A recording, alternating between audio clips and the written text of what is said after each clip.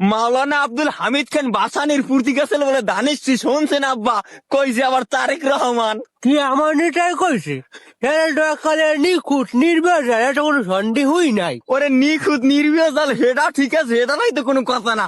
কত হইলে মনে করেন যে তারেক রহমান কইছে যে 1979 সালে এই যে জিয়াউর রহমানের হাতে নাকি বাসানি সাহেব মাওলানা বাসানি হে নাকি যে দানের শীষের প্রতীক তুলে দিছে হাতে।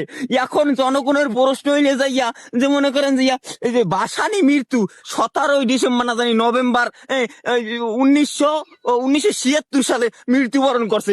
এখন সেই লোক কিভাবে ধানের শীষের প্রতীক হাতে তুলে দিল, এখন প্রশ্ন হলো এই দিয়া। আর দেশে যেভাবে দেয় দেখ, সেইটো তোমার দরকার আছে?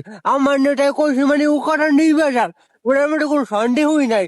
ওটা একাল অথেন্টিক কথা। ওরে আবার অথেন্টিক কথা, সত্যি কথা, 100% পিওর কথা যে এগুলা হেডা বুঝলাম আমি নেতা কইছে মানে এটা সত্যি কথা ঠিক আছে। কিন্তু যে বেড়ায় এই যে আর 3 বছর আগে মারা গেলে, যে ঘোষণার 3 বছর আগে মারা গেলে সে বেড়ায় আমি আবার পূর্তি হাতে ধরাই দিলে কেমনে? এই তুই কইছি না আমার নেতাই কইছি, ওতে কোনো ভুল নাই।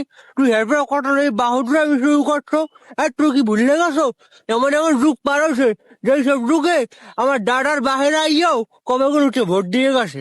আর তুই জানো না এটা হেরম করিয়া? ও আবার এই অলৌকিক ঘটনা ঘটে গেছে, আগে কইবেন না?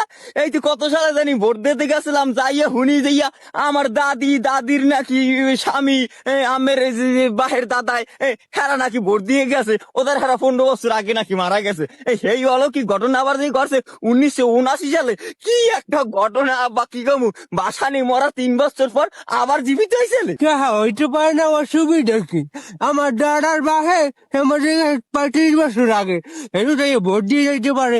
ওই হ্যাঁ তোমার তো 3-4 বছরের ব্যবধান, অসুবিধা কি? হয় আব্বা, তাই ঘটনা হেয়েই হয়েছে, বাসানি মনে হয় মরার পর আবার জীবিত হয়েছিলেন, জীবিত হওয়ার পর এই প্রতীক্ষা দিয়া ধানের শীষের প্রতীক্ষা দিয়া তারপর আবার মনে হয় আবার মৃত্যুবরণ করছে বা আবার খবরও চলে গেছিল। কি কম? হ্যাঁ হয়েছে, এত চাকরাইটিও না এককালে আইসে।